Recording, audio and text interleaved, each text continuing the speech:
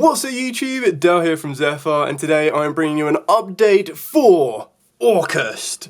Now this time this is going to be the kitchen sink version. Now what I mean by that is this is going to be a 60 card absolute powerhouse of the deck. It utilises all of the Orcust cards, but then it utilises all of the other engines that can help them get cards from the hand to the grave, deck to the grave, and even sets them up negations as well, as giving them an additional line of interaction using the Bystials to deal with either a hand trap-esque element or being able to banish their own cards from the graveyard to help them extend further.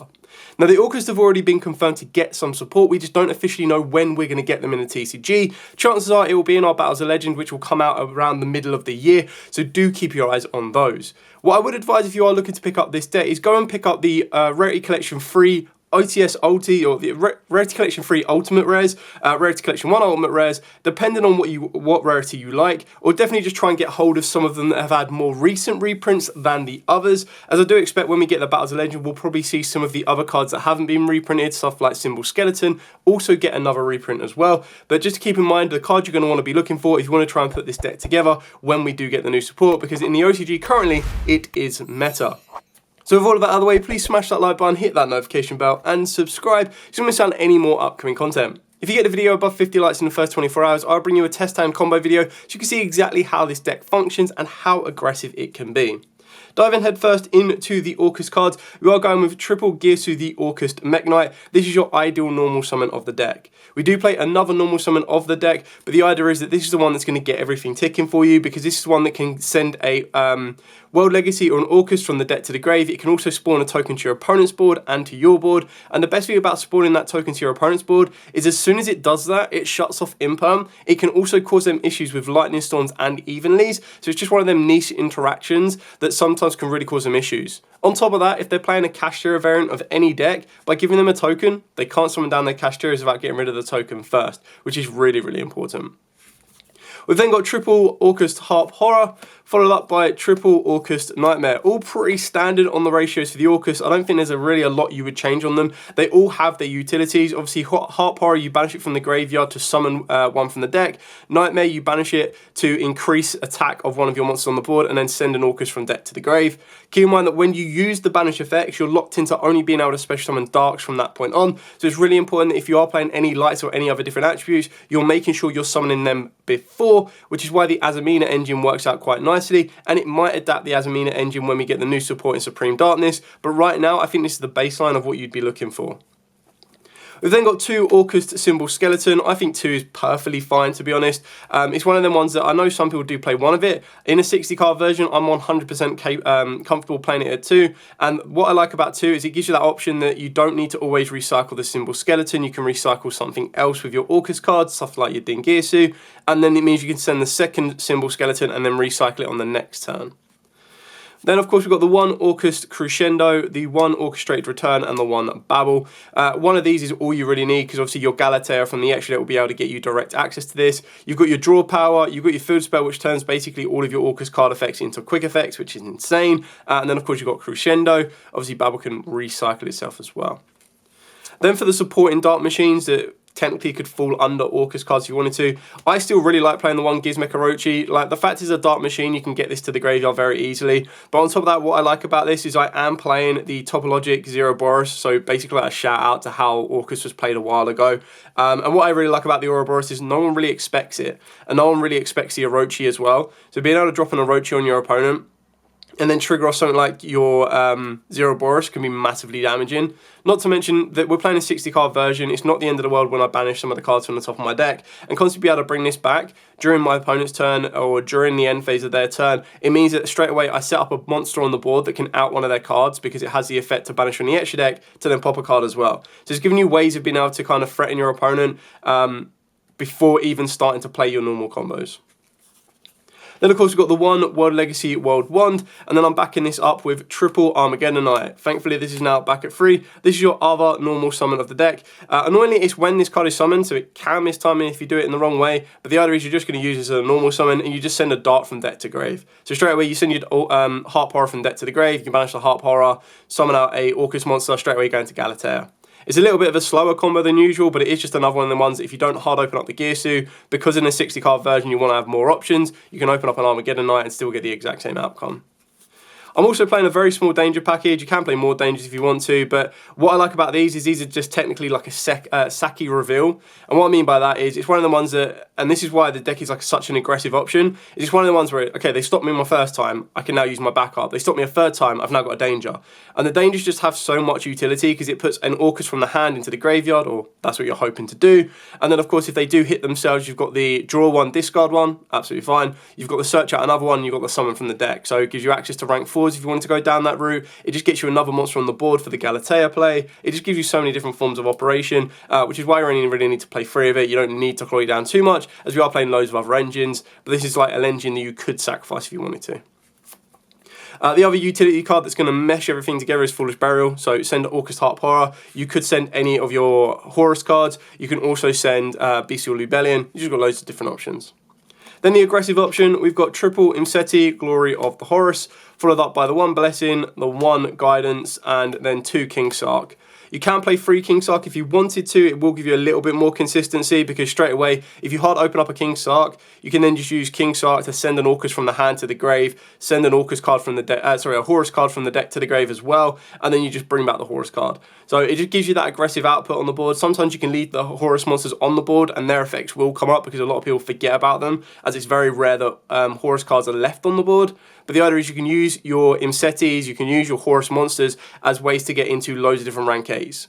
You can get into Dingirsu if you do need to get into an Orcust monster. You can also work your way to get into the Zombie Vampire, which gives you mills, which is what you want to do in this deck anyway. And then, of course, you can work your way into a Galaxy Lord, which will provide you with protection from the Biru, which if you've already got the Azaminas, you don't need to worry about so much. And it gives you that shift, if you are playing Dominus Impulse, which I am, that if you can't use your light effects, that's when you go, okay, that's fine, I won't go into the Galaxy Lord, but I'll go into something else that's going to be just as effective, or I'll just use it as an additional body to extend plays further forward. We're then also playing the Diabell engine. Obviously, the Diabell is going to work its way into the Azaminas. So playing triple Diabell alongside triple Wanted, it's just more ways of getting those Orcust cards out of the hand, which is really important. Triple Wanted, followed up by triple Deception. This is where you could probably cut a Deception down and go for a King Sark at 3. But honestly, I felt that Deception is probably a little bit more important to hard open, because if you hard open this up, as long as you have a monster you contribute from your hand or field, you're going to be able to work your way into a draw 1, which will replace your card, as well as access to the Diabell Star, which gives you that monster on the board, which can then, alongside any Orcust monster, gives you access to Galatea, and you just work your plays further forward from that to get you your Omni Negate of the Azamina, meaning you can make all of your plays from that point on be protected from stuff like Nibirus and certain hand traps. We're also playing the 1 Hollowed Azamina and the 1 Azamina Debitors. Again, you don't need to play Debitors, you can sub it out if you want to. It will also free up a space in the extra deck, as currently I am playing all 3 of the Azaminas, including the Soul. I just like this as a way of being able to interact with my opponent, and it's a better go second option. Like sometimes, if I don't think my opponent's going to Nibiru me, I don't really want to go down the Deception route or the Azamina route to get me the Omni Negate. Like sometimes I don't feel that I need it. Whereas it's quite nice if you go into this, because this can be your aggressor. And on top of that is if you get access to Debitors or you can recycle it or anything like that, you can set this to then drop this on your opponent during your turn, which sometimes might be a little bit more effective. So it gives you a couple of different options. Again, it's on a flexible card. It's a 60 card engine. You could very easily cut this deck down to a 40 card deck if you wanted to. I just wanted to show you the kitchen sink version, and then you can work your way back from that, because then you see a full 60 card deck and you're like, right, I don't have access to the Azaminas. Boom, straight away that's like 12 cards out, and you go, right, I'm getting closer to a 40 card engine. I don't have the Bystials. Boom, out they go, and then straight away you've got your 40 card engine. So you've got loads of different things you can play around with. Speaking of the Bystials, we are playing triple Bystial Lubellion. Again, you don't need to rely on these heavily if you don't want to. You can play it at less, you can play it more. You can put it in the Saranir, you can put it in the Branded Beast. The idea is that this is going to give you more ways of being able to recycle some of your Orcust monsters, as well as just out and out aggressive options to be able to get you to certain hand traps in the form of Druid Swarm, Baldrake, and Magnamute, and then just more forms of interaction with stuff like Regained as well. So it gives you a lot to kind of play around with, and this is what I'm saying, this is an all-out aggressive build. We still play hand traps, and that's why I feel the Bystials are like the best grey area between hand trap and extenders, because it just gives you everything you need. It's an aggressor, it's a hand trap, and it can also interact with your opponent very, very effectively. Speaking of the other hand traps, so we've got triple Ash Blossom, triple Dominus Impulse, triple Infinite Impermanence, and then triple Forbidden Droplet. 60 card, and then straight away like 1/6 of the deck is taken up with like hand traps / board breakers, but all of these are very kind of synergized with your deck. And what I mean by that is your Dominus Impulse, unless you really are wanting to use your Lubellion, you just make sure that if you hard open up the Lubellion, you either don't use the Dominus Impulse from the hand, or if you do, you can sub those out. It really is up to you. The droplets are the best kind of bridge card because this is one of the ones that if you do go second, you can't guarantee you're going to win the dice roll. The Forbidden Droplet will give you that ability again to send Orcust monsters from the hand to the grave to negate the effects on the board, and then you're setting up your graveyard for you anyway. Like, it's just such an insanely powerful card for the Orcust strategy. It's one of the ones that was a near enough no-brainer not to play. So that's it for the 60 card kitchen sink. Now we're going to move on to the extra deck. So for the extra deck, just for the Azaminas, of course, we've got the 1 soul, the 1 silver, and the run Yugioh. Obviously, the idea behind the Yugioh, and if you wanted to cut this down to a base minimum, you could just play the silver. But the idea is that the Yugioh is one of the ones that if you don't hard open up wanted Sinful Seeker spoils, you actually go into the Yugioh first off of the back of Deception, which will give you the wanted. And the reason that you would do that is it gives you access to the Witch to get an extended to the board. It also lets you use the wanted effect in the graveyard to put a card back, the Deception back to draw a card, and it can still leave you into the Sylvia. So it will work its way there if you don't have the wanted, and it just gives you that additional draw should you need it. But it's entirely up to you how you want to play this ratio. The base minimum is just playing the Sylvia. The maximum I feel right now is playing these three.